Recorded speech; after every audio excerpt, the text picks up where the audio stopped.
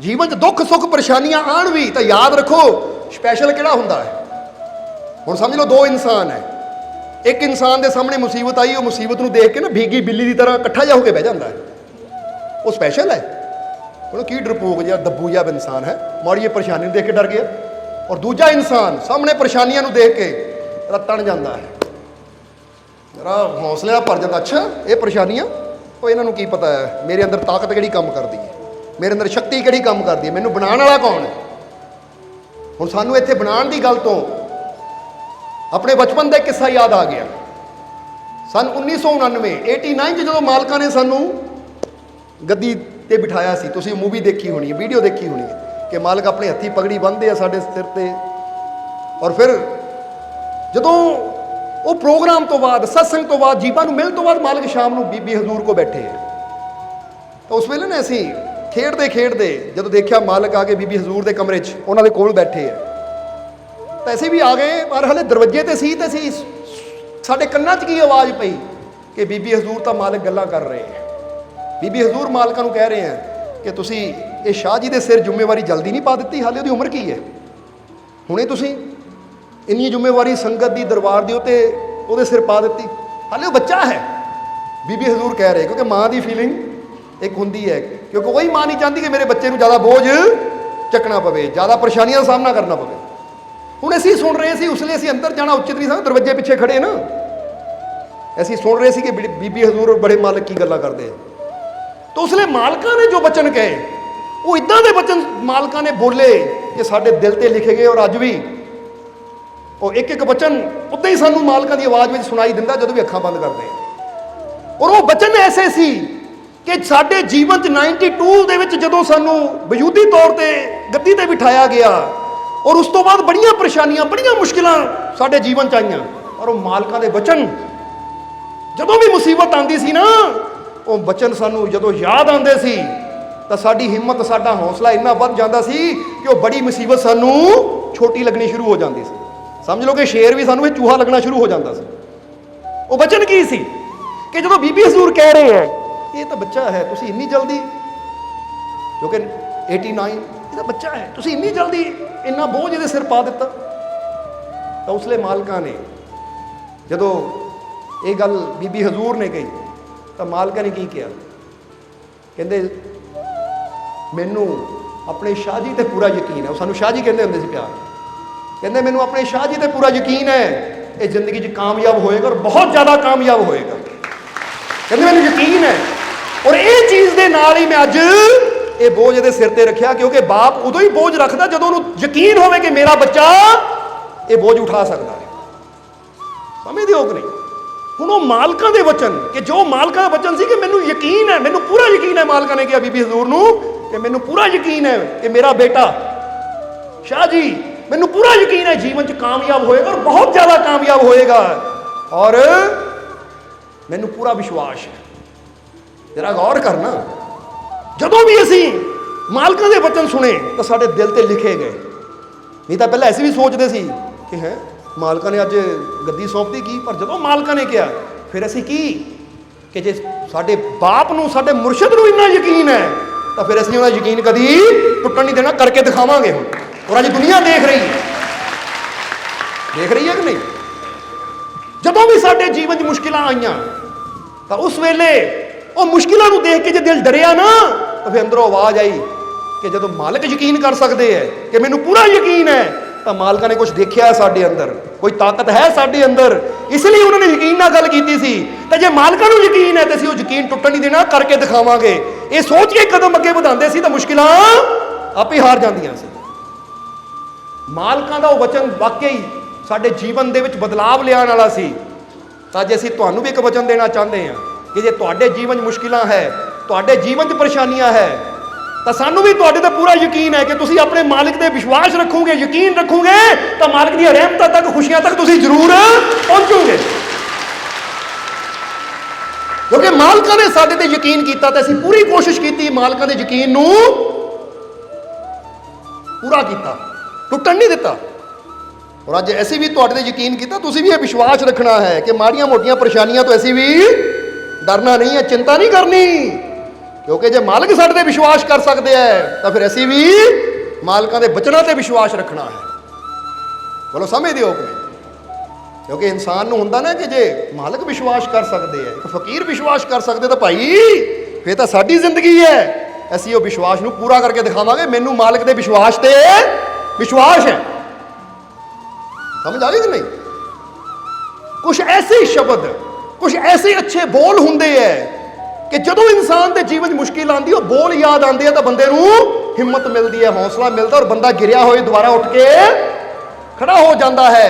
इसलिए असीं कह रहे हैं स्पैशल वो नहीं हुंदा जिहड़ा मुसीबतां नूं देख के इकट्ठा जा होके बह जावे, भीगी बिल्ली बन के बह जावे या दौड़ जावे। क्योंकि दो ही तो गल्लां हुंदियां, एक बंदा कहता है या तो लड़ो या भागो। बोलो समझदे हो? कई लड़न वाले हुंदे, कई दौड़न वाले हुंदे है। पर असीं एक तीजी गल कहांगे, ਅਸੀਂ ਕਹਿੰਦੇ ਦੌੜੋ ਨਾ ਔਰ ਸਿੱਧਾ ਲੜੋ ਵੀ ਨਾ, ਪਹਿਲਾਂ ਸੋਚੋ ਵਿਚਾਰੋ ਸਮਝੋ ਫਿਰ ਲੜੋ, ਫਿਰ ਚਲੋ। ਕਿਉਂਕਿ ਜਦੋਂ ਅਸੀਂ ਪਹਿਲਾਂ ਥੋੜਾ ਵਿਚਾਰ ਕਰ ਲੈਂਦੇ ਆ, ਸਮਝ ਲੈਂਦੇ ਆ ਕਿ ਅੱਗੇ ਜੋ ਮੁਸੀਬਤ ਹੈ ਇਹ ਚੋਂ ਕੀ ਹੱਲ ਹੋ ਸਕਦਾ ਹੈ, ਕਿੱਦਾਂ ਇਹ ਚੋਂ ਨਿਕਲ ਸਕਦਾ ਆ, ਜਦੋਂ ਤਿਆਰੀ ਨਾਲ ਕਦਮ ਵਧਾਉਂਦੇ ਆ ਤਾਂ ਜਿਹੜੀ 100% ਮੁਸ਼ਕਿਲ ਹੁੰਦੀ ਨਾ ਉਹ 5 ਰਹਿ ਜਾਂਦੀ ਹੈ। ਕਿਉਂਕਿ ਉਹਦੇ ਬਾਰੇ ਪਹਿਲਾਂ ਹੀ ਮੈਂ ਸਮਝ ਚੁੱਕਾ ਹਾਂ। ਸਮਝਦੇ ਹੋ? ਤਾਂ ਹੀ ਕਹਿੰਦੇ ਪਹਿਲਾਂ ਦੁਸ਼ਮਣ ਦੀ ਕਮਜ਼ੋਰੀ ਨੂੰ ਸਮਝੋ, ਵਿਚਾਰੋ और फिर ਉਹਦੇ ਨਾਲ ਲੜੋ। ਸਿੱਧਾ ਲੜੋ ਵੀ ਨਾ ਜਾ ਕੇ ਕਿ ਬੰਦਾ ਕੋਈ ਔਖਾ ਹੋਵੇ ਤਾਂ ਬੰਦਾ ਸਿੱਧਾ ਜਾ ਕੇ ਧੋਣੋਂ ਫੜ ਲਵੇ ਤਾਂ ਅਗਲਾ ਛੁਰੀ ਕੱਢ ਕੇ ਜਾਂ ਰਿਵਾਲਵਰ ਕੱਢ ਕੇ ਸਾਹਮਣੇ ਤਾਣ ਦੇਵੇ। ਓਹੋ ਮੈਂ ਤਾਂ ਸਮਝੇ ਨਹੀਂ ਸੀ, ਕੋਈ ਵੀ ਹੋ ਸਕਦਾ। ਪਹਿਲਾਂ ਦੇਖੋ ਬੰਦਾ ਕੌਣ ਹੈ, ਇਹਦੀ ਕਮਜ਼ੋਰੀ ਕੀ ਹੈ, ਵੀਕਨੈਸ ਕੀ ਹੈ। ਇੱਥੇ ਬੰਦੇ ਦੀ ਗੱਲ ਨਹੀਂ ਕਰ ਰਹੇ, ਮੁਸੀਬਤਾਂ ਦੀ ਗੱਲ ਕਰ ਰਹੇ ਹਾਂ ਅਸੀਂ। ਇਹ ਨਹੀਂ ਕਿ ਬੰਦਿਆਂ ਨਾਲ ਲੜਨ ਤੁਰ ਪਿਓ ਤੁਸੀਂ। ਸਮਝਦੇ ਹੋ? ਕਿਉਂਕਿ ਸਾਨੂੰ ਗੱਲ ਕਲੀਅਰ ਕਰਨੀ ਪੈਂਦੀ ਹੈ, ਨਹੀਂ ਤਾਂ ਇਹ ਸ਼ਬਦਾਂ ਨੂੰ ਬੜਾ ਇੱਧਰ ਉੱਧਰ ਖਿੱਚ ਕੇ ਲੈ ਜਾਂਦੀ ਦੁਨੀਆ। ਇਹ ਸਮਝਣਾ ਜ਼ਰਾ ਸਾਰਿਆਂ ਨੂੰ। इसलिए मुसीबत आवे, परेशानी आवे कि मेरे मोरे आ प्रॉब्लम है, हूँ मैं थोड़ा बैठ के रिलैक्स होवां, समझा और फिर तैयारी करा कि चो निकलना मैं किद्दां है। हुण इहनूं इदां भी समझ ले, एक बच्चा देखदा कि सामने मैथ का पेपर है, लै मालकां ने कहा लड़ना आ, सीधा जाके कापी पेन लैके पेपर पाण चल जावे, बाद चो फेल होके आ जावे। लै लड़िया तो सी पर सफलता मिली नहीं। उन्हां नूं कहांगे पहलां समझो कि मैथ की हुंदी है, ਉਹਦੇ ਵਿੱਚ ਕੀ ਘਟਾ ਵਧਾ ਕਰਨਾ ਹੈ, ਗੁਣਾ ਕਿੱਦਾਂ ਕਰਨੀ ਹੈ, ਇਹ ਕਿੱਦਾਂ ਕਰਨਾ। ਥੋੜਾ ਟਾਈਮ ਲਾ ਕੇ ਟਿਊਸ਼ਨ ਲੈ ਕੇ ਉਹਦੇ ਬਾਰੇ ਸਮਝੋ। ਹੁਣ ਤਿਆਰੀ ਹੋ ਗਈ, ਹੁਣ ਲੜੋ, ਫਿਰ ਫਤਿਹ ਵੀ ਕਾਮਯਾਬੀ ਵੀ ਜ਼ਰੂਰ ਮਿਲੇਗੀ। ਤਾਂ ਜੇ ਸਮਝੇ ਤੋਂ ਬਿਨਾਂ ਹੀ ਚਲੇ ਗਏ ਤਾਂ ਫਿਰ ਬੰਦੇ ਨੇ ਹਾਰ ਕੇ ਹੀ ਆਣਾ ਹੈ। ਇਸ ਲਈ ਨਾ ਭਾਗੋ ਨਾ ਡਾਇਰੈਕਟਲੀ ਲੜੋ, ਵਿਚਾਰ ਕਰੋ, ਸਮਝੋ, ਸੋਚੋ ਔਰ ਫਿਰ ਅੱਗੇ ਵਧੋ। ਇਹਨੂੰ ਕਹਿੰਦੇ ਆ ਸਮਝਦਾਰੀ। ਸਮਝ ਆ ਗਈ ਕਿ ਨਹੀਂ? ਇਸ ਲਈ ਸਪੈਸ਼ਲ ਕੌਣ ਹੈ? ਫਿਰ ਪੁੱਛਾਂਗੇ। ਜਿਹੜਾ ਡਰ ਕੇ ਬਹਿ ਜਾਵੇ ਉਹ ਹੈ ਸਪੈਸ਼ਲ, ਜਾਂ ਜਿਹੜਾ ਮੁਸੀਬਤਾਂ ਨੂੰ ਦੇਖ ਕੇ ਫਿਰ ਵਿਸ਼ਵਾਸ ਨਾਲ ਸੋਚ ਸਮਝ ਕੇ ਅੱਗੇ ਕਦਮ ਵਧਾ ਕੇ ਉਹਨਾਂ ਮੁਸੀਬਤਾਂ ਨੂੰ ਜਿੱਤਦਾ ਚਲਾ ਜਾਵੇ, ਇਹ ਕੌਣ ਹੈ ਸਪੈਸ਼ਲ? ਜਿੱਤਣ ਵਾਲਾ ਸਪੈਸ਼ਲ ਹੈ। ਹੁਣ ਜੇ ਤੁਹਾਨੂੰ ਮਾਲਕ ਨੇ ਅਸੀਂ ਅੱਜ ਕਿਹਾ ਨਾ ਤੁਸੀਂ ਸਪੈਸ਼ਲ ਹੋ, ਤਾਂ ਯਾਦ ਰੱਖੋ ਜੇ ਤੁਸੀਂ ਵੀ ਦੁੱਖਾਂ, ਪਰੇਸ਼ਾਨੀਆਂ, ਤਕਲੀਫਾਂ ਤੋਂ ਡਰ ਕੇ, ਮਾੜੀਆਂ ਰੁਕਾਵਟਾਂ ਤੋਂ ਡਰ ਕੇ ਬੈਠ ਜਾਵੋ, ਫਿਰ ਤੁਸੀਂ ਸਪੈਸ਼ਲ ਨਹੀਂ ਹੋ। ਕਿਉਂ? ਕਿਉਂਕਿ ਫਿਰ ਤੁਸੀਂ ਆਪਣੇ ਮਾਲਕ ਦੀ ਤਾਕਤ ਤੇ ਤਾਂ ਵਿਸ਼ਵਾਸ ਕੀਤਾ ਹੀ ਨਹੀਂ, ਆਪਣੇ ਮਾਲਕ ਦੀ ਤਾਕਤ ਤੇ ਤਾਂ ਯਕੀਨ ਕੀਤਾ ਨਹੀਂ। ਤੁਸੀਂ ਤਾਂ ਬਸ ਆਪਣੀਆਂ ਕਮਜ਼ੋਰੀਆਂ ਦੇਖਦੇ ਰਹਿ ਗਏ ਕਿ ਮੇਰੇ ਅੰਦਰ ਆਹ ਕਮਜ਼ੋਰੀ ਹੈ, ਮੇਰੇ ਵਿੱਚ ਤਾਕਤ ਹੈ ਨਹੀਂ ਸਾਹਮਣਾ ਕਰਨ ਦੀ, ਵਿੱਚ ਤਾਕਤ ਹੈ ਨਹੀਂ ਆਹ ਕੰਮ ਕਰਨ ਦੀ। ਫਿਰ ਤਾਂ ਅਸੀਂ ਆਪਣੀਆਂ ਵੀਕਨੈਸ ਹੀ ਦੇਖਦੇ ਰਹਿ ਗਏ। ਔਰ ਜੇ ਵੀਕਨੈਸ ਦੇਖਾਂਗੇ ਤਾਂ ਸਾਡਾ ਡਰ ਵੱਧਦਾ ਚਲਾ ਜਾਏਗਾ। ਬੋਲੋ ਵਧੇਗਾ ਕਿ ਨਹੀਂ? ਹਾਏ ਮੇਰੇ ਅੰਦਰ ਕਮਜ਼ੋਰ, ਜ਼ਿਆਦਾ ਡਰ ਵਧੇਗਾ। ਤਾਂ ਜੇ ਡਰ ਵੱਧ ਗਿਆ ਤਾਂ ਫਿਰ ਤਾਂ ਅਸੀਂ ਅੱਗੇ ਵਧ ਹੀ ਨਹੀਂ ਸਕਦੇ, ਜਿੱਤ ਹੀ ਨਹੀਂ ਸਕਦੇ। ਇਸ ਲਈ ਅੱਗੇ ਵਧਣ ਵਾਸਤੇ ਸਾਨੂੰ ਡਰ ਨੂੰ ਖਤਮ ਕਰਨਾ ਪਏਗਾ। ਔਰ ਡਰ ਕਦੋਂ ਖਤਮ ਹੋਏਗਾ? ਜਦੋਂ ਧਿਆਨ ਮਾਲਿਕ ਵੱਲ ਜਾਏਗਾ ਕਿ ਮੇਰੇ ਮਾਲਿਕ ਦੀ ਰਹਿਮਤ ਮੇਰੇ ਨਾਲ ਹੈ। जब मेरा मालिक मेरे साथ है तो डरने की क्या, फिर डर घटदा कि नहीं? समझदे हो? जो बंदा कहता मेरे अंदर ताकत है नहीं मुसीबत नाल लड़न दी, डर वध गया, बंदे पैर कंबदे। पर जिद्दां ही बंदे वो मैं थोड़ी लड़ना है, लड़न वाला तो वो मेरा मालिक है, उन्हें मुसीबत नूं खत्म करना है, ਉਹਦੀ ਰਹਿਮਤ ਨੇ ਖਤਮ ਕਰਨਾ। ਕੋਸ਼ਿਸ਼ ਮੈਂ ਕਰਨੀ ਹੈ ਮਾਲਿਕ ਦੇ ਵਿਸ਼ਵਾਸ ਨਾਲ, ਮੈਨੂੰ ਯਕੀਨ ਹੈ ਕਾਮਯਾਬੀ ਮਿਲੇਗੀ। ਜਦੋਂ ਮਾਲਿਕ ਵੱਲ ਧਿਆਨ ਜਾਂਦਾ ਤਾਂ ਫਿਰ ਬੰਦੇ ਦੀ ਹਿੰਮਤ ਵੱਧਦੀ ਹੈ ਔਰ ਬੰਦਾ ਹਰ ਮੁਸੀਬਤ ਦਾ ਸਾਹਮਣਾ ਕਰਨ ਲਈ ਤਿਆਰ ਹੋ ਜਾਂਦਾ ਹੈ, ਫਿਰ ਮੁਕਾਬਲਾ ਕਰਦਾ ਹੈ। ਔਰ ਜਿਹੜਾ ਮਾਲਿਕ ਦੇ ਵਿਸ਼ਵਾਸ ਰੱਖਦਾ ਉਹ ਮੁਕਾਬਲਾ ਕਰਦਾ ਵੀ ਔਰ ਜਿੱਤ ਵੀ ਫਿਰ ਉਹਦੀ ਹੁੰਦੀ ਹੈ। ਇਸ ਲਈ ਜਿੱਤਣ ਵਾਲੇ ਬਣਨਾ ਹੈ। ਔਰ ਕਦੋਂ ਬਣਾਂਗੇ? ਜਦੋਂ ਆਪਣੇ ਮਾਲਿਕ ਤੇ ਵਿਸ਼ਵਾਸ ਰੱਖਾਂਗੇ। ਇਸ ਲਈ ਆਪਣੀ ਛੋਟੀ ਸੋਚ ਨੂੰ ਅੱਜ ਤੋਂ ਖਤਮ ਕਰੋ, क्योंकि एक कहावत है कि छोटी सोच तो पाँव की मोच कभी इंसान को अगे नहीं बढ़न देंदी। ਤੁਰਿਆ ਜਾ ਰਿਹਾ ਬੰਦਾ, ਅਚਾਨਕ ਪੈਰ 'ਚ ਮੋਚ ਆ ਜਾਵੇ ਨਾ, ਉੱਥੇ ਬੰਦਾ ਬਹਿ ਜਾਂਦਾ ਪੈਰ ਲੈ ਕੇ, ਹਾਏ ਉੱਥੇ ਲਗੜਾਉਣਾ ਸ਼ੁਰੂ ਕਰ ਦਿੰਦਾ, ਫਿਰ ਅੱਗੇ ਨਹੀਂ ਵੱਧ ਪਾਉਂਦਾ ਬੰਦਾ, ਕਹਿੰਦਾ ਘਰੇ ਚਲੋ ਹੁਣ ਤਾਂ ਮੋਚ ਆ ਗਈ। ਤਾਂ ਇਸੇ ਤਰ੍ਹਾਂ ਇੱਕ ਗੱਲ ਯਾਦ ਰੱਖਣਾ, ਛੋਟੀ ਸੋਚ ਵੀ ਉਹ ਮੋਚ ਦਾ ਹੀ ਕੰਮ ਕਰਦੀ ਹੈ। ਸਮਝਦੇ ਹੋ ਕਿ ਨਹੀਂ? ਜਦੋਂ ਬੰਦਾ ਸੋਚ ਲੈਂਦਾ ਸੋਚ ਛੋਟੀ, ਹਾਏ ਮੇਰੇ ਤੋਂ ਨਹੀਂ ਹੋਣਾ, ਇਹ ਦੁੱਖ ਦਾ ਅੰਤ ਨਹੀਂ ਹੋਣਾ, ਇਹ ਮੁਸੀਬਤਾਂ ਦਾ ਅੰਤ ਨਹੀਂ ਹੋਣਾ, ਇਹ ਪਰੇਸ਼ਾਨੀਆਂ ਦਾ ਅੰਤ ਨਹੀਂ ਹੋਣਾ, ਇਹਦਾ ਮਤਲਬ ਸੋਚ ਬੜੀ ਕਹਿ ਦਿਓ ਛੋਟੀ ਹੈ। ਤਾਂ ਯਾਦ ਰੱਖੋ, ਛੋਟੀ ਸੋਚ ਪੈਰ ਦੀ ਮੋਚ ਕਦੀ ਅੱਗੇ ਨਹੀਂ ਵਧਣ ਦਿੰਦੀ। ਜੇ ਅੱਗੇ ਵਧਣਾ ਹੈ ਤਾਂ ਪੈਰ ਦੀ ਮੋਚ ਨੂੰ ਠੀਕ ਕਰੋ, ਤਾਂ ਛੋਟੀ ਸੋਚ ਨੂੰ ਠੀਕ ਕਰੋ, ਕਿਉਂਕਿ ਜਿਹੜੀ ਮੋਚ ਠੀਕ ਹੋ ਗਈ, ਸੋਚ ਠੀਕ ਹੋ ਗਈ, ਫਿਰ ਅੱਗੇ ਵੀ ਉਹੀ ਵੱਧ ਸਕਦਾ ਹੈ, ਮੰਜ਼ਿਲ ਵੀ ਉਹਨਾਂ ਨੂੰ ਮਿਲਦੀ ਹੈ। ਇਸ ਲਈ ਤੁਸੀਂ ਮੰਜ਼ਿਲ ਤੇ ਪਹੁੰਚਣਾ ਹੈ ਨਾ, ਫਿਰ ਛੋਟੀ ਸੋਚ ਨੂੰ ਖਤਮ ਕਰੋ ਤੇ ਸੋਚ ਨੂੰ ਬੜਾ ਕਰੋ। ਔਰ ਸੋਚ ਬੜੀ ਕਦੋਂ ਹੋਏਗੀ? ਜਦੋਂ ਬੜੇ ਨਾਲ ਜੁੜਾਂਗੇ। ਜਿਹੜੇ ਜਿੱਦਾਂ ਦੱਸਿਆ ਕਿ ਉਹ ਮੇਰੇ 'ਚ ਨਹੀਂ ਸਮਾ ਸਕਦਾ, ਤਾਂ ਮੈਂ ਤਾਂ ਉਹਦੇ 'ਚ ਸਮਾ ਸਕਦਾ ਹਾਂ, ਕਿ ਹੈ ਹੀ ਉਹ, ਔਰ ਮੈਂ ਜਿੱਦਾਂ ਕਹਿੰਦੇ ਨਾ, ਮੈਂ ਤੇਰਾ ਤੇਰਾ ਤੇਰਾ, ਹੁਣ ਤੇਰਾ ਹੀ ਹੈ, ਮੇਰਾ ਮੁਝ ਮੇ ਕੁਛ ਨਹੀਂ, ਜੋ ਕੁਛ ਹੈ ਸੋ ਤੇਰਾ, ਹੁਣ ਤੇ 'ਚ ਸਮਾ ਗਿਆ। ਔਰ ਜੇ ਉਹ ਚਲੀਨ ਹੋ ਗਿਆ, ਮੇਰਾ ਮਾਲਿਕ ਜੇ ਮੇਰੇ ਨਾਲ ਹੈ, ਤਾਂ ਉਹ ਬਲ, ਉਹ ਹਿੰਮਤ, ਉਹ ਹੌਸਲਾ ਮਿਲਦਾ ਕਿ ਸੋਚਾਂ ਆਪੇ ਬੜੀਆਂ ਹੋ ਜਾਂਦੀਆਂ, ਵਿਸ਼ਵਾਸ ਆਪੇ ਹੀ ਬੜਾ ਹੋ ਜਾਂਦਾ ਹੈ। ਇਸ ਲਈ ਗੁਰੂਆਂ, ਰਹਿਬਰਾਂ, ਫਕੀਰਾਂ ਨੇ ਵਿਸ਼ਵਾਸ ਕੀਤਾ ਇਸ ਚੀਜ਼ ਤੇ, ਤਾਂ ਹੀ ਫਿਰ ਕਵਾਂਗੇ ਕਿ ਉਹਨਾਂ ਨੇ ਵਿਸ਼ਵਾਸ ਕੀਤਾ, ਉਹਨਾਂ ਨੇ ਆਪਣੇ ਅੰਦਰਲੀ ਸ਼ਕਤੀ ਨੂੰ ਜਾਣਿਆ, ਜਿੱਦਾਂ ਸ਼ਾਹ ਮਨਸੂਰ ਨੇ ਪਹਿਚਾਣਿਆ ਕਿ ਮੇਰੇ ਰੋਮ ਰੋਮ 'ਚ ਉਹ ਰੱਬ ਹੀ ਹੈ। ਇਸ ਲਈ ਐਨ ਹੱਕ ਕਹਿਣਾ ਸ਼ੁਰੂ ਕਰ ਦਿੱਤਾ। ਜਦੋਂ ਇਹ ਚੀਜ਼ ਨੂੰ, ਇੱਕ ਹੁੰਦਾ ਸਿਰਫ ਬੋਲਣਾ, ਕਿਉਂਕਿ ਬੰਦਾ ਬੋਲ ਦਿੰਦਾ ਮੇਰੇ 'ਚ ਰੱਬ ਹੈ, ਪਰ ਮਹਿਸੂਸ ਨਹੀਂ ਕਰਦਾ, ਯਾਨੀ ਉਹ ਫੀਲ ਨਹੀਂ ਅੰਦਰੋਂ ਆਉਂਦੀ। ਪਰ ਇੱਕ ਹੁੰਦਾ ਹੈ ਕਿ ਫੀਲਿੰਗ ਲੈਣੀ। ਸਮਝਦੇ ਹੋ ਕਿ ਨਹੀਂ? ਹੁਣ ਫਰਜ਼ ਕਰੋ ਤੁਸੀਂ ਕਿਸੇ ਨੂੰ ਕਹੋ, ਕੋਈ ਤੁਹਾਨੂੰ ਪੁੱਛੇ ਤੂੰ ਪਿਆਰ ਕਰਦਾ? ਹਾਂ ਮੈਂ ਕਰਦਾ ਹਾਂ, ਪਰ ਤੁਸੀਂ ਉਹ ਸ਼ਬਦ ਬੋਲ ਰਹੇ ਹੋ, ਤੁਹਾਡੇ ਅੰਦਰ ਕੋਈ ਫੀਲਿੰਗ ਨਹੀਂ ਹੈ, ਤਾਂ ਉਹ ਸਿਰਫ ਸ਼ਬਦ ਹੈ। ਪਰ ਜੇ ਸੱਚਮੁੱਚ ਕਿਸੇ ਨੂੰ ਪ੍ਰੇਮ ਕਰਦੇ ਹੋ ਨਾ, ਫਿਰ ਬੰਦਾ ਉਹ ਫੀਲਿੰਗ ਨਾਲ ਕਹਿੰਦਾ ਮੈਂ ਪ੍ਰੇਮ ਕਰਦਾ, ਤਾਂ ਫਿਰ ਉਹ ਸਿਰਫ ਸ਼ਬਦ ਨਹੀਂ ਹੈ, ਉਹਦੀਆਂ ਪੂਰੀਆਂ ਭਾਵਨਾਵਾਂ ਹੈ। ਕਿਉਂਕਿ ਕਈ ਵਾਰ ਕਹਿਣ ਨੂੰ ਤਾਂ ਬੰਦਾ ਉਹਨਾਂ ਨੂੰ ਵੀ ਕਹਿ ਦਿੰਦਾ ਜਿਨ੍ਹਾਂ ਨੂੰ ਬੰਦਾ ਦੇਖਣਾ ਹੀ ਪਸੰਦ ਨਹੀਂ ਕਰਦਾ, ਜਦੋਂ ਮਿਲ ਜਾਣ ਹਾਂ ਵੀ ਬੜੀ ਖੁਸ਼ੀ ਹੋਈ ਤੈਨੂੰ ਦੇਖ ਕੇ, ਪਰ ਜਦੋਂ ਚੱਲ ਜਾਵੇ ਕਿੱਥੇ ਮੂੰਹ ਦੇਖ ਲਿਆ ਇਹਦਾ, ਮੈਂ ਕਿੱਥੇ ਘਰ ਆ ਗਿਆ ਮੇਰੇ, ਯਾਨੀ ਉਹ ਜਵਾਨੀ ਰਿਸ਼ਤੇਦਾਰੀ ਹੈ, ਉਹ ਜਵਾਨੀ ਪਿਆਰ ਹੈ। ਪਰ ਜਿੱਥੇ ਸੱਚਮੁੱਚ ਦਿਲ ਦੀ ਫੀਲਿੰਗ ਹੁੰਦੀ ਹੈ ਨਾ, ਉੱਥੇ ਤਾਂ ਬੰਦਾ ਅੱਖਾਂ ਵਿਛਾ ਕੇ ਇੰਤਜ਼ਾਰ ਕਰਦਾ ਕਦੋਂ ਮੇਰਾ ਪਿਆਰਾ ਆਏਗਾ। ਔਰ ਜੇ ਆ ਜਾਵੇ ਤਾਂ ਫਿਰ ਹੁੰਦਾ ਇਹ ਤਨ ਮੇਰਾ ਚਸ਼ਮਾ ਹੋਵੇ ਮੁਰਸ਼ਦ ਦੇਖਣਾ, ਇਹ ਭਾਵ ਹੈ, ਉਹ ਪਿਆਰ ਹੈ, ਉਹ ਫੀਲਿੰਗ ਹੈ। ਇਸੇ ਤਰ੍ਹਾਂ ਜਦੋਂ ਅਸੀਂ ਕਹਿੰਦੇ ਰੱਬ ਮੇਰੇ ਅੰਦਰ ਹੈ, ਇਹ ਸਿਰਫ ਸਾਡੀਆਂ ਉਹ ਗੱਲਾਂ ਹੀ ਹੈ, ਪਰ ਜਦੋਂ ਅਸੀਂ ਫੀਲ ਕਰ ਲੈਂਦੇ ਤਾਂ ਆਲਮ ਹੀ ਕੁਛ, ਨਜ਼ਾਰਾ ਹੀ ਕੁਛ ਹੋਰ ਹੋ ਜਾਂਦਾ ਹੈ। ਸਮਝਦੇ ਹੋ ਕਿ ਨਹੀਂ? ਕਿਉਂਕਿ ਉਹਨਾਂ ਨੇ ਮਹਿਸੂਸ ਕੀਤਾ, ਫੀਲ ਕੀਤਾ ਕਿ ਰੋਮ ਰੋਮ ਵਿੱਚ ਉਹ ਮਾਲਿਕ ਵਸਦਾ। ਜਦੋਂ ਫੀਲ ਹੋਇਆ, ਮਹਿਸੂਸ ਹੋਇਆ, ਤਾਂ ਹੁਣ ਉਹਨਾਂ ਦੇ ਹੱਥੋਂ ਜੋ ਵੀ ਚੀਜ਼ ਦੂਜੇ ਤੱਕ ਜਾਂਦੀ ਹੈ, ਫਿਰ ਉਹ ਰੱਬ ਦੀ ਰਹਿਮਤ ਨਾਲ ਜੁੜ ਜਾਂਦੀ ਹੈ। ਫਿਰ ਉਹ ਚੀਜ਼ ਨਹੀਂ, ਉਹ ਰੱਬ ਦੀ ਰਹਿਮਤ ਉਹ ਤੱਕ ਜਾਂਦੀ ਹੈ। ਸਮਝਦੇ ਹੋ ਕਿ ਨਹੀਂ?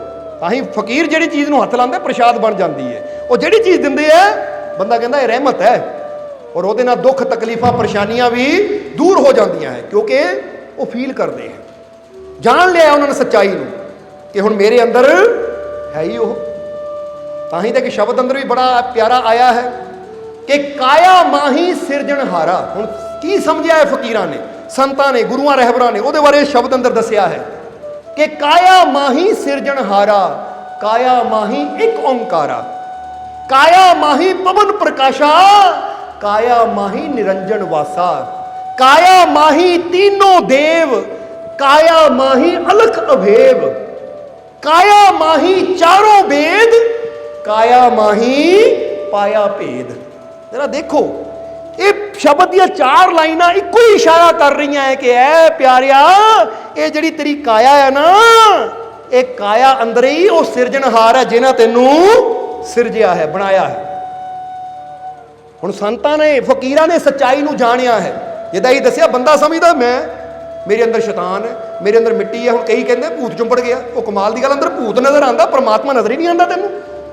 ਔਰ ਜਿੱਥੇ ਪਰਮਾਤਮਾ ਹੋਵੇ ਉੱਥੇ ਭੂਤ ਕਿੱਦਾਂ ਚੁੰਬੜ ਸਕਦੇ? ਕਦੀ ਸੋਚ ਕੇ ਦੇਖੋ, ਗੱਲ ਸਮਝ ਆਉਂਦੀ ਕਿ ਨਹੀਂ? ਸੋ ਭੂਤ ਸਰੀਰ ਨੂੰ ਨਹੀਂ ਚੁੰਬੜਦੇ, ਇੱਥੇ ਸੋਚ ਅੰਦਰ ਚੁੰਬੜ ਜਾਂਦੇ ਹੈ। ਆਹ ਟੂਣਾ ਕਰਤਾ ਕਿਸੇ ਨੇ, ਆਹ ਕੁਛ ਇੱਦਾਂ ਕਰ ਦਿੱਤਾ। ਜਿੱਦਾਂ ਇੱਕ ਜੀਵ ਦੱਸ ਰਹੇ ਸੀ ਕਿ ਉਹਨੇ ਕੋਈ ਪੇਪਰ ਦਿੱਤਾ, ਪਾਸ ਨਹੀਂ ਹੋਇਆ, ਤਾਂ ਕਿਸੇ ਜੋਤਸ਼ੀ ਨੂੰ ਦਿਖਾਇਆ, ਤਾਂ ਉਹਨਾਂ ਕਿਹਾ ਜੀ ਮਿੱਟੀ ਚੱਕੀ ਹੈ ਪੈਰਾਂ ਦੀ, ਕੰਮ ਬੰਨਿਆ ਆਇਆ ਤਾਂ ਨਹੀਂ ਸਫਲਤਾ ਮਿਲਦੀ।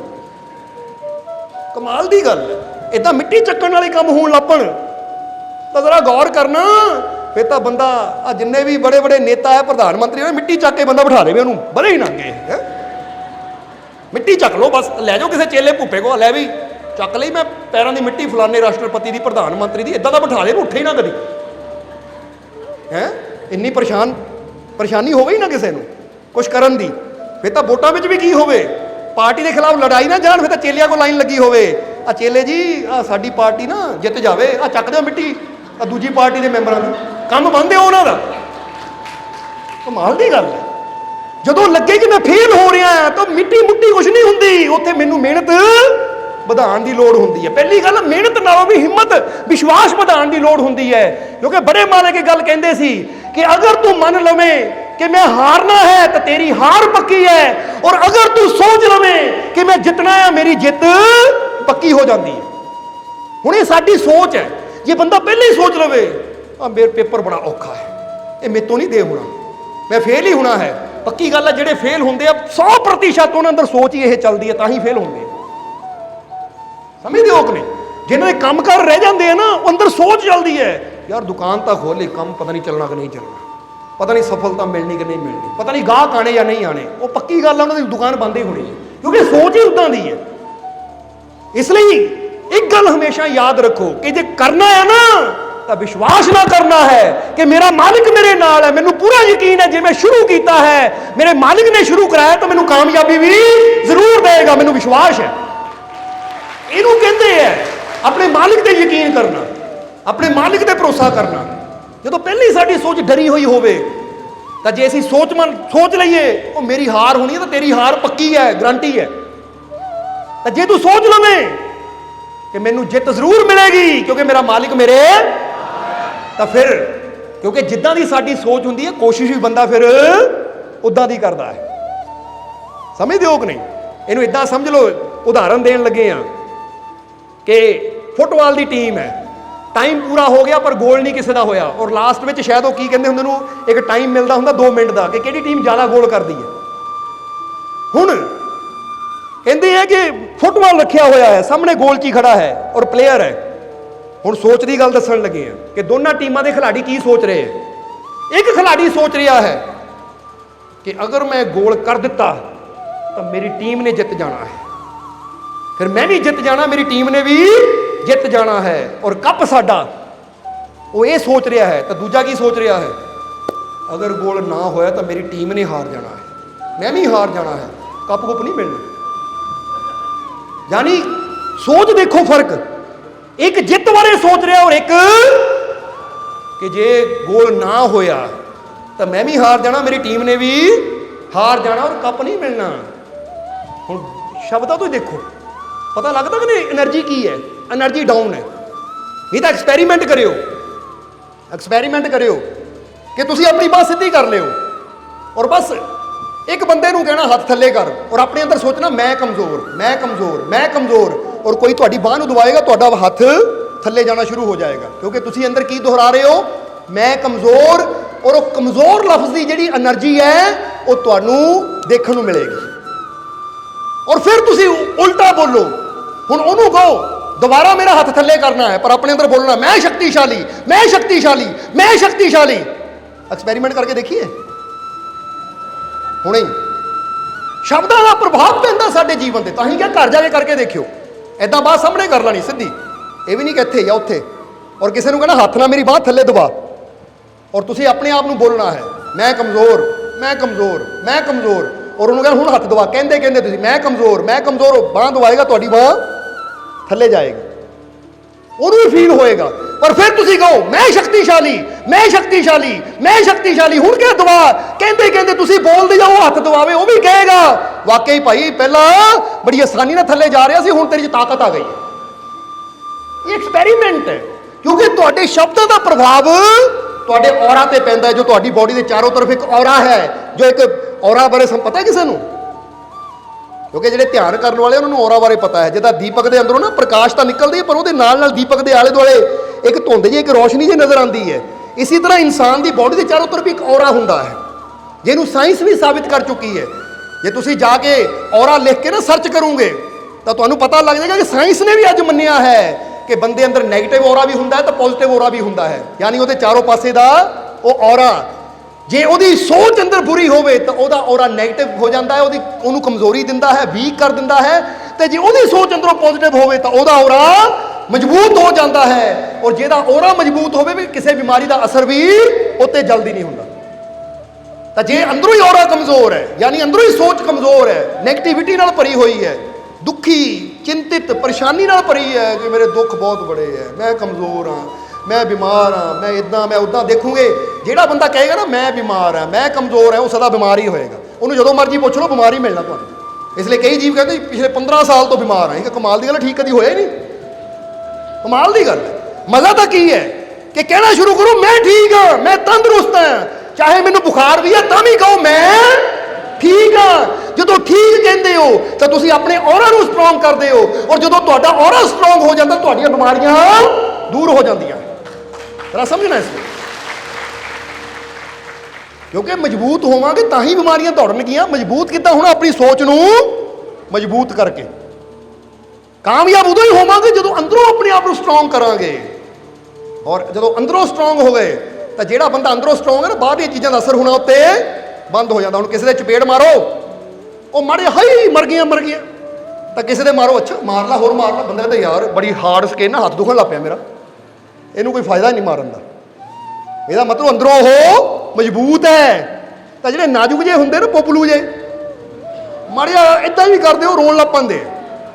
ਹੁਣ ਇਦਾਂ ਦੇ ਬੰਦੇ ਨੇ ਮਾੜਿਆ ਐਉਂ ਕਰਕੇ ਰੋਣ ਲੱਗ ਪਣੇ ਨਾ, ਜ਼ਿੰਦਗੀ ਦੀਆਂ ਸੱਟਾਂ ਖਾ ਕੇ ਅੱਗੇ ਕੀ ਵਧਣਾ ਹੈ। ਇਹ ਤਾਂ ਘਰ ਜੋਗੇ ਹੀ ਹੈ। ਠੀਕ ਹੈ, ਇਹ ਫਰੇਮ ਤੇ ਨਾ ਫੋਟੋ ਲਾ ਕੇ ਘਰ 'ਚ ਹੀ ਲਾਓ ਫੈਮਿਲੀ ਪਿਕਚਰ। ਇਹ ਕਾਮਯਾਬ ਹੋਣ ਦੇ ਲਾਇਕ ਨਹੀਂ ਹੈ, ਪੋਪਲੂ ਹੈ ਇਹ। ਔਰ ਪੋਪਲੂ ਕਦੀ ਅੱਗੇ ਨਹੀਂ ਵੱਧਦੇ ਹੁੰਦੇ। ਇਹ ਪੋਪਲੂਆਂ ਨੂੰ ਇਦਾਂ ਰੱਖੋ ਕਿ ਰਜਾਈ 'ਚ ਪਾ ਕੇ ਨਾ ਘਰੀ ਸੰਭਾਲ ਕੇ ਰੱਖੋ ਭਾਈ, ਪੈਰ ਨਾ ਜ਼ਮੀਨ ਤੇ ਰੱਖੀ, ਨਹੀਂ ਤਾਂ ਪੈਰਾਂ ਦੇ ਨੀਲ ਪੈ ਜਾਏਗਾ ਤੇਰੇ।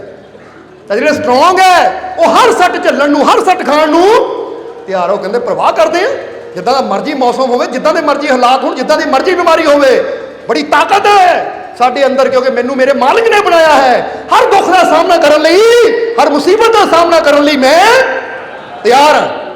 ਹੁਣ ਤੁਸੀਂ ਪੋਪਲੂ ਹੋ ਜਾਂ ਸਟਰੋਂਗ ਹੋ? ਦੇਖ ਲਓ, ਪੋਪਲੂ ਜੇ ਨਾ ਕਹੀ ਜਾਇਓ, ਬਣਨਾ ਆ। ਪੋਪਲੂ ਸਮਝਦੇ ਹੋ? ਪੰਜਾਬੀ ਜਿਹਦਾ ਵਰਡ ਹੈ ਇਹ, ਹੁਣ ਮੈਨੂੰ ਪਤਾ ਨਹੀਂ ਇੰਗਲਿਸ਼ 'ਚ ਕੀ ਕਹਿੰਦੇ। ਸੌਫਟ ਜੇ ਹੈ ਨਾ, ਜ਼ਰਾ ਸਮਝਣਾ। ਇਸ ਲਈ ਸਮਝੋ ਜ਼ਰਾ ਇਸ ਚੀਜ਼ ਨੂੰ, ਆਪਣੇ ਔਰਾ ਨੂੰ ਮਜ਼ਬੂਤ ਕਰਨਾ ਹੈ। ਔਰ ਔਰਾ ਕਦੋਂ ਮਜ਼ਬੂਤ ਹੋਏਗਾ? ਸਾਡੇ ਬਾਹਰਲਾ ਦਾਇਰਾ। ਤਾਂ ਹੀ ਅਸੀਂ ਕਿਹਾ ਔਰਾ ਬਾਰੇ ਨਾ ਸਰਚ ਕਰਿਓ, ਤੁਹਾਨੂੰ ਪਤਾ ਲੱਗ ਜਾਏਗਾ ਕਿ ਲੇਅਰ ਹੁੰਦੀ ਹੈ ਸਾਡੀ ਬੋਡੀ ਦੇ ਆਲੇ ਦੁਆਲੇ ਨਾ ਔਰਾ ਦੀ। ਉਹ ਲੇਅਰ ਜਿੰਨਾ ਸਾਡੀ ਸੋਚ ਪੋਜ਼ਿਟਿਵ ਹੁੰਦੀ ਹੈ, ਵਿਸ਼ਵਾਸ ਨਾਲ ਭਰੀ ਹੁੰਦੀ ਹੈ, ਉਹ ਲੇਅਰ ਬਾਹਰ ਅੱਛੀ ਹੁੰਦੀ ਚਲੀ ਜਾਂਦੀ ਹੈ। ਜੇ ਸਾਡੀ ਸੋਚ ਮਾੜੀ ਹੈ ਕਿ ਹਾਏ ਮੇਰੇ ਨਾਲ ਮਾੜਾ ਹੀ ਹੁੰਦਾ ਹੈ, ਮਾੜਾ ਹੀ ਹੁੰਦਾ, ਤਾਂ ਤੁਹਾਡੀ ਬਾਹਰਲੀ ਔਰਾ ਦੀ ਲੇਅਰ ਨੈਗੇਟਿਵ ਤਿਆਰ ਹੁੰਦੀ, ਤਾਂ ਨੈਗੇਟਿਵ ਚੀਜ਼ਾਂ ਨੇ ਉਹਨੂੰ ਆਪਣੇ ਵੱਲ ਖਿੱਚਣਾ ਹੈ। ਸਮਝਦੇ ਹੋ? ਨਹੀਂ, ਜਿੱਦਾਂ ਕਹਿੰਦੇ ਚੁੰਬਕ, ਉਹਨੇ ਲੋਹੇ ਨੂੰ ਖਿੱਚਣਾ ਆਪਣੀ ਤਰਫ। ਇਦਾਂ ਹੀ ਜੇ ਤੁਹਾਡੀ ਸੋਚ ਪੋਜ਼ਿਟਿਵ ਹੁੰਦੀ ਹੈ ਕਿ ਮੈਨੂੰ ਯਕੀਨ ਹੈ ਮੈਂ ਠੀਕ ਹਾਂ, ਮੇਰੇ ਤੇ ਰਹਿਮਤ ਹੋਏਗੀ, ਤਾਂ ਤੁਹਾਡਾ ਔਰਾ ਇੰਨਾ ਮੈਗਨੈਟਿਕ ਹੋ ਜਾਂਦਾ ਹੈ, ਯਾਨੀ ਪਾਵਰਫੁਲ ਹੋ ਜਾਂਦਾ। ਉਹ ਅੱਛੀਆਂ ਚੀਜ਼ਾਂ ਨੂੰ ਆਪਣੇ ਵੱਲ ਖਿੱਚਣਾ ਸ਼ੁਰੂ ਕਰ ਦਿੰਦਾ ਹੈ। ਨਹੀਂ ਤਾਂ ਕਦੀ ਗੌਰ ਕਰਕੇ ਦੇਖਣਾ, ਇੱਕ ਬੰਦਾ ਕਹਿੰਦਾ ਮੈਨੂੰ ਤਾਂ ਕੋਈ ਪਸੰਦ ਹੀ ਨਹੀਂ ਕਰਦਾ, ਮੈਨੂੰ ਨਹੀਂ ਕੋਈ ਪਿਆਰ ਕਰਦਾ। ਤੁਸੀਂ ਦੇਖੋ ਰੋਂਦਾ ਹੀ ਰਹੇਗਾ ਸਾਰੀ ਜ਼ਿੰਦਗੀ, ਕੋਈ ਪਸੰਦ ਕਰੇਗਾ ਹੀ ਨਹੀਂ ਉਹਨੂੰ। ਆਪਣੀ ਮਾਂ ਵੀ ਉਹਦੀ ਕਹੀ ਗਈ ਕਿੱਦਾਂ ਦਾ ਬੱਚਾ ਹੈ, ਕਮਾਲ ਦੀ ਗੱਲ ਹੈ, ਕੋਈ ਪਸੰਦ ਵਾਲੇ ਦਾ ਕੰਮ ਕਰਦਾ ਹੀ ਨਹੀਂ, ਇਹ ਦੁਖੀ ਹੋ ਗਈ ਮੇਰੇ ਤੋਂ। ਤਾਂ ਜਿਹੜਾ ਬੰਦਾ ਕਹੇਗਾ ਨਾ ਉਹ ਮੈਨੂੰ ਮੇਰੇ ਮਾਲਿਕ ਨੇ ਬਣਾਇਆ ਹੈ, ਮੈਨੂੰ ਸਾਰੀ ਦੁਨੀਆ ਹੀ ਪਿਆਰ ਕਰਦੀ ਹੈ, ਮੇਰਾ ਰੱਬ ਮੈਨੂੰ ਪਿਆਰ ਕਰਦਾ, ਮੇਰਾ ਮਾਲਿਕ ਮੈਨੂੰ ਪਿਆਰ ਕਰਦਾ, ਹੋਰ ਪਿਆਰ ਕਿੱਦਾਂ ਚਾਹੀਦਾ ਮੈਨੂੰ? ਜੇ ਮੇਰਾ ਰੱਬ, ਮੇਰਾ ਮਾਲਿਕ ਮੈਨੂੰ ਪਿਆਰ ਕਰਦਾ ਹੈ, ਇਹਦਾ ਮਤਲਬ ਮੈਂ ਪਿਆਰ ਕਰਨ ਦੇ ਲਾਇਕ ਆ। ਤਾਂ ਸਾਰੀ ਦੁਨੀਆ ਦਾ ਪਿਆਰ ਮਿਲਣਾ ਸ਼ੁਰੂ ਹੋ ਜਾਂਦਾ ਬੰਦੇ ਨੂੰ, ਕਿਉਂਕਿ ਔਰਾ ਸਟਰੋਂਗ ਹੋ ਗਿਆ ਉਹਦਾ। ਸਮਝਦੇ ਹੋ ਕਿ ਨਹੀਂ? ਇਸ ਲਈ ਅੱਜ ਤੋਂ ਆਪਣੇ ਆਪ ਨੂੰ ਮਾਮੂਲੀ ਨਹੀਂ ਸਮਝਣਾ, ਸਟਰੋਂਗ ਬਣਾਓ। ਬਣਿਓ ਕਿ ਨਹੀਂ?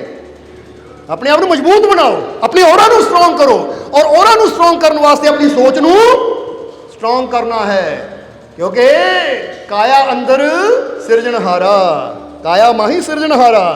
ਜਦੋਂ ਸਿਰਜਣਹਾਰ ਜਿਹਨਾਂ ਮੈਨੂੰ ਪੈਦਾ ਕੀਤਾ ਮੇਰੀ ਕਾਇਆ ਚਾਹੀਏ, ਕਾਇਆ ਮਾਹੀ ਇੱਕ ਓਂਕਾਰਾ। ਉਹ ਇੱਕ ਓਂਕਾਰ ਜਿਹਦੀ ਨਾਦ ਸਾਰੀ ਦੁਨੀਆ 'ਚ ਬ੍ਰਹਿਮੰਡ 'ਚ ਗੂੰਜ ਰਹੀ ਹੈ, ਉਹ ਓਂਕਾਰ ਮੇਰੇ ਅੰਦਰ ਹੀ ਹੈ, ਯਾਨੀ ਪ੍ਰਮਾਤਮਾ ਮੇਰੇ ਅੰਦਰ ਹੀ ਹੈ। ਕਾਇਆ ਮਾਹੀ ਪਵਨ ਪ੍ਰਕਾਸ਼ਾ, ਕਾਇਆ ਮਾਹੀ ਨਿਰੰਜਨ ਵਾਸਾ। ਉਹ ਪਵਨ ਵੀ ਮੇਰੇ ਅੰਦਰ ਹੈ, ਪ੍ਰਕਾਸ਼ ਵੀ ਮੇਰੇ ਅੰਦਰ ਹੈ। ਉਹ ਨਿਰੰਜਨ ਜੋ ਸਾਰੀ ਦੁਨੀਆ ਤੋਂ ਰਹਿਤ ਹੈ, ਉਹ ਸ਼ਕਤੀਸ਼ਾਲੀ ਪ੍ਰਮਾਤਮਾ ਮੇਰੇ ਇਹ ਕਾਇਆ ਦੇ ਅੰਦਰ ਹੈ। ਕਾਇਆ ਮਾਹੀ तीनों देव, काया माही अलख भेद। वो तीन ही देवता भी मेरे अंदर ही है। समझते हो कि नहीं? क्योंकि कहते ना ब्रह्मा विष्णु महेश। ब्रह्मा जन्म का देवता, ਵਿਸ਼ਨੂੰ ਪਾਲਣ ਵਾਲਾ, ਤਾਂ ਮਹੇਸ਼ ਯਾਨੀ ਸ਼ਿਵ ਜੀ ਕਹਿੰਦੇ ਕਾਲ ਦਾ ਦੇਵਤਾ ਮਾਰਨ ਵਾਲਾ। ਇਹ ਕਹਿੰਦੇ ਤਿੰਨੇ ਚੀਜ਼ ਤੁਹਾਡੇ ਅੰਦਰ ਹੈ। ਕਿੱਦਾਂ? ਜੇ ਤੁਸੀਂ ਆਪਣੀ ਸੋਚ ਨੂੰ ਐਸਾ ਵੀ ਬਣਾ ਸਕਦੇ ਹੋ ਕਿ ਆਪਣੇ ਜੀਵਨ ਨੂੰ ਇੱਕ ਨਵਾਂ ਜਨਮ ਦੇ ਸਕਦੇ ਹੋ। ਫਿਰ ਆਪਣੇ ਜੀਵਨ ਨੂੰ ਸੰਭਾਲ ਵੀ ਤੁਸੀਂ ਸਕਦੇ ਹੋ। ਕਿੱਦਾਂ? ਆਪਣੀ ਸੋਚ ਦੇ ਨਾਲ, ਵਿਸ਼ਵਾਸ ਦੇ ਨਾਲ, ਕਿਉਂਕਿ ਸਾਰੀਆਂ ਸ਼ਕਤੀਆਂ ਤੁਹਾਡੇ ਅੰਦਰ ਹੀ ਕੰਮ ਕਰ ਰਹੀਆਂ ਹੈ। ਔਰ ਆਪਣੇ ਜੀਵਨ ਨੂੰ ਖਤਮ ਵੀ ਤੁਸੀਂ ਕਰ ਸਕਦੇ ਹੋ ਆਪਣੀ ਗਲਤ ਕਰਨੀ ਨਾਲ। ਜਿੱਦਾਂ ਸਮਝ ਲਓ, ਜੋ ਇਨਸਾਨ ਹੈ ਅਗਰ ਸੋਚ ਬਦਲ ਲਵੇ ਤਾਂ ਇੱਕ ਨਵੇਂ ਇਨਸਾਨ ਦਾ ਜਨਮ ਹੁੰਦਾ ਹੈ ਕਿ ਨਹੀਂ? ਜਿੱਦਾਂ ਇੱਥੇ ਜੀਵਾ ਨੇ ਦੱਸਿਆ ਕਿ ਮੈਂ ਇੰਨਾ ਟੁੱਟ ਚੁੱਕੀ ਸੀ, ਜੀਵਨ 'ਚ ਇੰਨੀ ਪਰੇਸ਼ਾਨ ਸੀ ਕਿ ਮੇਰਾ ਦਿਲ ਖੁਦਕੁਸ਼ੀ ਕਰਨ ਨੂੰ ਕਰਦਾ ਸੀ, ਆਤਮ ਹੱਤਿਆ ਕਰਨ ਨੂੰ ਕਰਦਾ ਸੀ, ਔਰ ਮੈਂ ਕਰਨ ਵੀ ਚੱਲੀ ਸੀ, ਸੋਚ ਲਿਆ ਸੀ, ਪਰ ਫਿਰ ਮਾਲਕਾਂ ਦਾ ਸਤਸੰਗ YouTube ਤੇ ਸੁਣ ਲਿਆ ਤਾਂ ਮੈਨੂੰ ਇੰਨੀ ਖੁਸ਼ੀ ਮਿਲੀ, ਹਿੰਮਤ, ਹੌਸਲਾ ਮਿਲਿਆ ਕਿ ਮੈਨੂੰ ਇੱਕ ਨਵਾਂ ਜਨਮ ਮਿਲਿਆ। ਔਰ ਅੱਜ ਮੈਂ ਬਹੁਤ ਖੁਸ਼ ਹਾਂ ਸਤਸੰਗ ਨਾਲ ਜੁੜ ਕੇ। ਸੋ ਕਹਿੰਦਾ ਇੱਕ ਨਵਾਂ ਜਨਮ ਹੈ ਇਹ। ਇਸ ਲਈ ਸਤਸੰਗ ਦੇ ਨਾਲ ਜੁੜ ਕੇ ਬੰਦਾ ਆਪਣੀ ਸੋਚ ਨੂੰ, ਆਪਣੇ ਜੀਵਨ ਨੂੰ, ਅੱਜ ਤੁਸੀਂ ਆਪਣੇ ਆਪ ਨੂੰ ਕਮਜ਼ੋਰ ਸਮਝਦੇ ਹੋ ਤਾਂ ਅੱਜ ਤੋਂ ਸੋਚ ਬਦਲੋ ਕਿ ਮੈਂ ਕਮਜ਼ੋਰ ਨਹੀਂ ਹਾਂ, ਮੈਂ ਸ਼ਕਤੀਸ਼ਾਲੀ ਹਾਂ ਤੇ ਇੱਕ ਨਵਾਂ ਜਨਮ ਹੋ ਗਿਆ ਤੁਹਾਡੇ ਅੰਦਰ। ਹੋ ਗਿਆ ਕਿ ਨਹੀਂ? ਫਿਰ ਇਹ ਲਈ ਜਨਮ ਦੇਣ ਵਾਲੀ ਵੀ ਤੁਹਾਡੀ ਸੋਚ ਤੁਹਾਡੇ ਅੰਦਰ ਹੀ ਹੈ, ਔਰ ਤੁਹਾਨੂੰ ਅੱਗੇ ਵਧਾਉਣ ਵਾਲੀ, ਕਿਉਂਕਿ ਪਾਲਣ ਦਾ ਮਤਲਬ ਅੱਗੇ ਵਧਾਉਣਾ, ਉਹ ਅੱਗੇ ਵਧਾਉਣ ਵਾਲੀ ਸੋਚ ਵੀ ਤੁਹਾਡੇ ਅੰਦਰ ਹੀ ਹੈ, ਔਰ ਤੁਹਾਨੂੰ ਖਤਮ ਕਰਨ ਵਾਲੀ ਸੋਚ ਵੀ ਤੁਹਾਡੇ ਅੰਦਰ ਹੀ ਹੈ। ਇਸ ਲਈ ਕਾਇਆ ਮਾਹੀ ਤੀਨੋਂ ਦੇਵ, ਕਾਇਆ ਮਾਹੀ ਅਲਖ ਭੇਦ।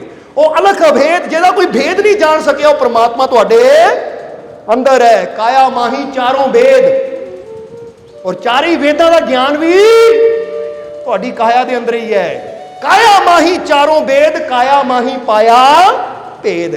ਔਰ ਜਿੰਨੇ ਵੀ ਭੇਦ ਖੁੱਲਦੇ ਆ ਨਾ, ਅੰਦਰੋਂ ਹੀ ਖੁੱਲਦੇ, ਬਾਹਰੋਂ ਨਹੀਂ। ਇਸ ਲਈ ਗੁਰੂ ਜਦ ਵੀ ਯੁਕਤੀ ਦਿੰਦਾ ਨਾ, ਅੰਦਰੋਂ ਹੀ ਸਾਰੇ ਭੇਦ ਖੁੱਲਣੇ ਸ਼ੁਰੂ ਹੁੰਦੇ ਕਿ ਕਿੱਥੇ ਉਹ ਪ੍ਰਮਾਤਮਾ ਹੈ, ਕਿੱਥੇ ਉਹਦੀਆਂ ਰਹਿਮਤਾਂ ਹੈ, ਕਿੱਥੇ ਉਹਦੀ ਕਿਰਪਾ ਹੈ, ਕਿਉਂਕਿ ਜੋ ਹੁੰਦਾ ਹੈ ਅੰਦਰੋਂ ਹੀ ਹੁੰਦਾ ਹੈ। ਸਮਝ ਰਹੇ ਹੋ ਕਿ ਨਹੀਂ? ਇਸ ਲਈ ਆਪਣੇ ਆਪ ਨੂੰ ਮਜ਼ਬੂਤ ਬਣਾਓ, ਔਰ ਮਜ਼ਬੂਤ ਇਨਸਾਨ ਬਣਦਾ ਹੈ। ਫਿਰ ਕਹਾਂਗੇ ਸਾਡਾ ਔਰਾ ਸਟਰੋਂਗ ਬਣਦਾ ਹੈ ਆਪਣੀ ਕਾਹਦੇ ਨਾਲ? ਮਜ਼ਬੂਤ ਸੋਚ ਨਾਲ, ਪੋਜ਼ਿਟਿਵ ਸੋਚ ਨਾਲ। ਜੇ ਅਸੀਂ ਸੋਚਦੇ ਰਹਾਂਗੇ ਉਹ ਫਲਾਨੀ ਚੀਜ਼ ਨੇ ਆ ਕੇ ਮੈਨੂੰ ਦੱਬ ਲੈਣਾ, ਕਮਾਲ ਦੀ ਗੱਲ, ਚੀਜ਼ਾਂ ਹੀ ਦੱਬਦੀਆਂ, ਰੱਬ ਦੱਬਦਾ ਹੀ ਨਹੀਂ ਆ ਕੇ ਤੈਨੂੰ। ਕਦੀ ਇਹ ਵੀ ਯਕੀਨ ਕਰ ਲਾ ਕਿ ਮਾਲਕ ਹੈ, ਪ੍ਰਮਾਤਮਾ ਹੈ, ਪ੍ਰਭੂ ਹੈ, ਉਹਦੀ ਰਹਿਮਤ ਮੇਰੇ ਵੱਲ ਆ ਰਹੀ, ਉਹਦੀ ਰਹਿਮਤ ਮੇਰੇ ਅੰਦਰ ਹੈ। ਸਮਝਦੇ ਹੋ ਕਿ ਨਹੀਂ? ਕਿਉਂ ਨੈਗੇਟਿਵਿਟੀ ਨਾਲ ਆਪਣੇ ਆਪ ਨੂੰ ਭਰਿਆ ਹੋਇਆ ਹੈ ਕਿ ਕੋਈ ਪਿੱਛੇ ਦੀ ਲੰਘ ਗਿਆ, ਪਤਾ ਨਹੀਂ ਆਵਾਜ਼ ਹੀ ਆਈ ਆ, ਉਹ ਸ਼ੈਤਾਨ ਹੀ ਹੈ। ਰੱਬ ਵੀ ਤਾਂ ਹੋ ਸਕਦਾ ਹੈ, ਉਹਦੀਆਂ ਰਹਿਮਤਾਂ ਵੀ ਤਾਂ ਹੋ ਸਕਦੀਆਂ। ਜਿੱਦਾਂ ਦੀ ਅਸੀਂ ਸੋਚ ਰੱਖਣੀ ਆ, ਫਿਰ ਸਾਡੇ ਮਨ ਨੇ ਉਦਾਂ ਦਾ ਹੀ ਬਣ ਜਾਣਾ ਹੈ। ਜੇ ਸੋਚ ਲਵਾਂਗੇ ਕੋਈ ਭੂਤ ਸੀ, ਮਨ ਨੇ ਡਰਨਾ ਸ਼ੁਰੂ ਕਰ ਦੇਣਾ ਹੈ। ਤਾਂ ਜੇ ਸੋਚ ਲਵਾਂਗੇ ਮੇਰਾ ਮਾਲਕ ਹੈ, ਤਾਂ ਮਨ ਨੇ ਵਿਸ਼ਵਾਸ ਨਾਲ ਭਰ ਜਾਣਾ ਕਿ ਮੇਰਾ ਮਾਲਕ ਹਰ ਜਗ੍ਹਾ ਮੇਰੇ। ਕਿੰਨੀ ਹਿੰਮਤ ਮਿਲਣੀ ਹੈ। ਸਮਝ ਆ ਰਹੀ ਸਾਡੀ ਗੱਲ? ਇਸ ਲਈ ਭੂਤਾਂ ਚਲੇਲਾਂ 'ਚ ਚੱਕਰਾਂ 'ਚੋਂ ਨਿਕਲੋ, ਸਮਝਦੇ ਹੋ? ਔਰ ਫਿਰ ਕਹਾਂਗੇ ਜੇ ਭੂਤਾਂ 'ਚ ਚੁੰਬਣਾ ਹੀ ਹੋਵੇ ਤਾਂ ਤੁਹਾਨੂੰ ਚੁੰਬਣਾ ਆ ਗਏ ਹੈ। ਕਮਾਲ ਦੀ ਗੱਲ ਹੈ। ਸਮਝਦੇ ਹੋ ਕਿ ਨਹੀਂ? ਅੱਛਾ, ਤੁਹਾਨੂੰ ਚੁੰਬੜਨ ਦਾ ਮੌਕਾ ਮਿਲੇ, ਤੁਸੀਂ ਕਿਹਨੂੰ ਚੁੰਬੜੋਗੇ?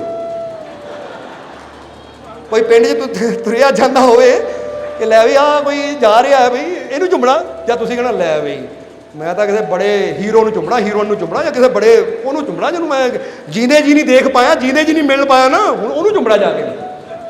ਕਮਾਲ, ਇਹਦੇ ਸੋਚੋ ਤਾਂ ਸਹੀ ਜ਼ਰਾ। ਪਰ ਨਹੀਂ, ਬੜਾ ਸਮਝਣਾ। ਇੱਕ ਬੰਦਾ ਕਹਿੰਦਾ ਭੂਤ ਨਹੀਂ ਚੁੰਬੜ ਗਈ ਮੈਨੂੰ, ਇਹ ਕਹਿੰਦਾ ਨਾਤਾ ਇਹਨੂੰ ਕਿੰਨੇ ਦਿਨ ਹੋ ਗਏ ਤੈਨੂੰ? ਦੁਰਗੰਧ ਤੇਰੇ ਕੋਲ ਆਉਂਦੀ, ਤੈਨੂੰ ਭੂਤ ਨਹੀਂ ਚੁੰਬੜਨੀ ਹੈ। ਤੈਨੂੰ ਤਾਂ ਦੇਖ, ਤੇਰੀ ਦੁਰਗੰਧ ਦੇਖ ਕੇ ਭੂਤ ਨਹੀਂ ਦੌੜੇਗੀ ਤੇਰੇ ਤੋਂ। ਦੱਸਣਾ ਕੀ ਚਾਹੁੰਦੇ ਆ ਕਿ ਬੰਦਾ ਕੀ ਕਰਦਾ ਹੈ, ਕਿੱਦਾਂ ਦੀ ਸੋਚ ਬੰਦੇ ਨੇ ਰੱਖੀ ਹੋਈ ਹੈ। ਸੋ ਸਮਝੋ ਇਸ ਸੱਚਾਈ ਨੂੰ ਕਿ ਤੁਹਾਡੇ ਅੰਦਰ ਪਰਮ ਸ਼ਕਤੀ ਹੈ, ਕੋਈ ਬੁਰੀ ਚੀਜ਼ ਤੁਹਾਡੇ ਨੇੜੇ ਆ ਹੀ ਨਹੀਂ ਸਕਦੀ। ਇਹ ਵਿਸ਼ਵਾਸ ਕਰਨਾ ਸ਼ੁਰੂ ਕਰੋ, ਕਿਉਂਕਿ ਜਦੋਂ ਇਹ ਵਿਸ਼ਵਾਸ ਕਰਨਾ ਸ਼ੁਰੂ ਕਰ ਦਿੱਤਾ ਤਾਂ ਵਾਕਈ ਬੁਰੀਆਂ ਚੀਜ਼ਾਂ ਤਾਂ ਏਦਾਂ ਤੁਹਾਡੇ ਤੋਂ ਦੂਰ ਰਹਿਣਗੀਆਂ ਜਿੱਦਾਂ ਪ੍ਰਕਾਸ਼ ਤੋਂ ਅੰਧੇਰਾ ਦੂਰ ਰਹਿੰਦਾ। ਬਾਕੀ ਜਿੱਥੇ ਤੱਕ ਅਸੀਂ ਦੇਖਿਆ ਬੁਰਾ ਤਾਂ ਹੈ ਹੀ ਕੁਛ ਨਹੀਂ, ਕਿਉਂਕਿ ਹਰ ਪਾਸੇ ਇੱਕੋ ਹੀ ਤਾਂ ਹੈ। ਸਭੇ ਘਟ ਰਾਮ ਬੋਲੇ, ਰਾਮਾ ਬੋਲੇ, ਰਾਮ ਬਿਨਾ ਕੋ ਬੋਲੇ ਰੇ। ਉਹ ਸਭ ਘਟ ਰਾਮ ਹੀ ਤਾਂ ਹੈ, ਉਹ ਪ੍ਰਮਾਤਮਾ ਹੀ ਤਾਂ ਹੈ। ਬੁਰਾ ਕਿੱਥੇ? ਬੁਰਾ ਜੋ ਦੇਖਣ ਮੈਂ ਚਲਾ, ਬੁਰਾ ਨਾ ਮਿਲਿਆ ਕੋਈ। ਅਸੀਂ ਤਾਂ ਲੱਭਣ ਦੀ ਕੋਸ਼ਿਸ਼ ਕੀਤੀ, ਬੁਰਾ ਮਿਲਿਆ ਹੀ ਨਹੀਂ। ਪਰ ਇੱਥੇ ਇਸ਼ਾਰਾ ਹੈ ਕਿ ਜਬ ਮਨ ਖੋਜਾ ਆਪਣਾ, ਮੁझसे बुरा ना कोई। ਇਹਦਾ ਮਤਲਬ ਕੀ ਹੈ? ਬਾਹਰ ਕਿਤੇ ਬੁਰਾਈ ਨਹੀਂ ਹੈ, ਇਹ ਤੇ ਬੁਰਾਈ ਤੇਰੇ ਅੰਦਰ ਹੈ, ਤੇਰੀ ਸੋਚ ਅੰਦਰ ਹੈ ਕਿ ਦੁਨੀਆ ਬੁਰੀ ਹੈ, ਸੰਸਾਰ ਬੁਰਾ ਹੈ। ਜਦੋਂ ਤੂੰ ਆਪਣੀ ਬੁਰਾਈ ਨੂੰ ਅੰਦਰੋਂ ਖਤਮ ਕਰ ਦਿੱਤਾ ਤਾਂ ਦੁਨੀਆ ਆਪੇ ਹੀ ਤੇਰੇ ਵਾਸਤੇ ਅੱਛੀ ਹੋ ਜਾਣੀ ਹੈ। ਸਮਝ ਆ ਗਈ ਕਿ ਨਹੀਂ? ਇਸ ਲਈ ਅੱਜ ਤੋਂ ਦੁਨੀਆ ਨੂੰ ਬੁਰਾ ਨਹੀਂ ਕਹਿਣਾ। ਇਹ ਦੇਖੋ, ਮੈਂ ਜੇ ਕਿਸੇ ਨੂੰ ਬੁਰਾ ਕਹਿ ਰਿਹਾ ਤਾਂ ਮਤਲਬ ਬੰਦਾ ਬੁਰਾ ਨਹੀਂ ਹੈ। ਉਹ ਮੇਰੀ ਜਿਹੜੀ ਸੋਚ ਹੈ ਨਾ ਬੰਦੇ ਬਾਰੇ ਕਿ ਬੰਦਾ ਬੁਰਾ ਹੈ, ਉਹ ਸੋਚ ਬੁਰੀ ਹੈ। ਹੁਣ ਇੱਥੇ ਬੰਦੇ ਨੂੰ ਬਦਲਣ ਦੀ ਲੋੜ ਨਹੀਂ, ਆਪਣੀ ਸੋਚ ਨੂੰ ਬਦਲਣ ਦੀ ਲੋੜ ਹੈ ਕਿ ਮੈਂ ਦੁਨੀਆ ਨੂੰ ਕਿਉਂ ਬੁਰਾ ਸਮਝਦਾ, ਮੈਂ ਸੰਸਾਰ ਨੂੰ ਕਿਉਂ ਬੁਰਾ ਸਮਝਦਾ। बोलो समझते हो? इसलिए महसूस करो कि ਜਿਹੜੇ रूप च भी आवे ना, जरा गौर करना। कहते ना वो श्री कृष्ण के जीवन की बड़ी प्यारी गल है कि श्री कृष्ण के नाल एक उन्होंने सेवक होंगे उद्धव, जिहदा नाम सी उद्धव, वो श्री कृष्ण का साथी सी। एक दिन श्री कृष्ण ना जंगल च गए, उद्धव भी उन्होंने नाल ही हुंदा सी। श्री कृष्ण ने कहा चलो बई ਇਹਦੀ ਪ੍ਰੀਖਿਆ जी लैके देखते ਸਾਡੇ ਤੇ कितना प्यार करता, कितना विश्वास करता है। सब्सक्राइब कीजिए सर्व संध्या दरबार कांटिया शरीफ चैनल को और बेल आइकन दबाइए मालिक जी के लेटेस्ट सत्संग की वीडियो को सबसे पहले देखने के लिए।